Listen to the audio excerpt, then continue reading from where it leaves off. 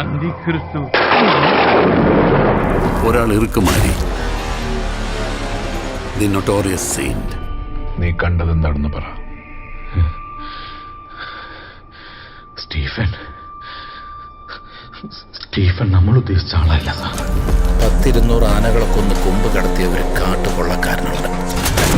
അപ്പൊ പറഞ്ഞു കേട്ടതുപോലെ തന്നെ ആളിത്തിരി ഹറാമ്പറപ്പ, ഇത്തിരി റഫാ താൻ അല്ലേടോ?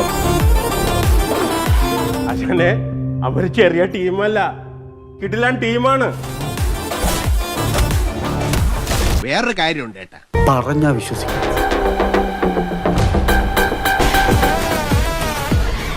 എനിക്കൊന്നും മനസ്സിലായില്ല. ഈ മാർക്കുമായിട്ട് എന്തെങ്കിലും കണക്ഷൻ ഈ സിനിമയ്ക്കുണ്ടോ? നിങ്ങൾ വല്ല യൂണിവേഴ്സ് ബിൽഡ് ചെയ്യാനുള്ള ശ്രമമോ അങ്ങനെ എന്തെങ്കിലും? സമാധാനമായിരിക്കൂ, അതൊന്നും കേട്ട് പേടിക്കണ്ട. യൂണിവേഴ്സിന്റെ ഭാഗമായിട്ട് എന്തെങ്കിലും സംഭവങ്ങളോ ആരെങ്കിലും ഒക്കെ വേണമെങ്കിൽ ഇതിനകത്ത് ഉൾപ്പെടാം.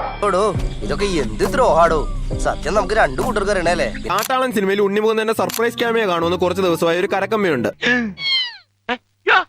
എന്തെങ്കിലും സത്യമുണ്ടോ? നോണേ ശാന്തമേടത്തി. പിന്നെ നീ പറഞ്ഞ നാട്ടുകാര് വിശ്വസിക്കും പിള്ളാച്ച, ചെവി കിട്ടുക. എന്നാൽ അത് അപ്പാടെ തള്ളിക്കളഞ്ഞുകൊണ്ട് ഉണ്ണിമുന്നിന് ഇന്നലെ ഒരു സ്റ്റോറി ഇട്ടിട്ടുണ്ടായിരുന്നു. ഇത് പ്രേക്ഷകരെ തെറ്റിദ്ധരിപ്പിക്കാൻ വേണ്ടിയാണോ എന്ന് കണ്ടറിയേണ്ടിയിരിക്കുന്നു. എല്ലാവരും ചോദിക്കുന്ന ഒരു കാര്യം, മാർക്കോയ്ക്ക് ശേഷം വരുന്ന കാട്ടാളനിൽ എന്തുമാത്രം വയലൻസ് ഉണ്ടെന്ന്. എന്നാൽ ആദ്യമേ പറയട്ടെ, ഇതൊരു വയലന്റ് മൂവിയല്ല, ഇതൊരു ആക്ഷൻ മൂവിയാണ്. ഇങ്ങനെ നുണവരല്ലേട്ടാ, നാവ് ചീഞ്ഞു.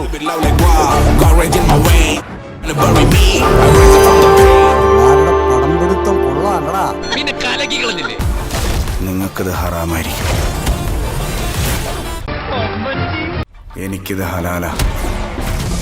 ഇതുവരെ ഉള്ളതായിരുന്നു കളി, ഇനി അങ്ങോട്ടുള്ളത് യുദ്ധമാണ്. തിരുത്തെടുക്കണ്ട്, ഒരുപാട് സ്ഥലത്ത് പോകാനുള്ളതല്ലേ. ഞാൻ ഇറങ്ങട്ടെ.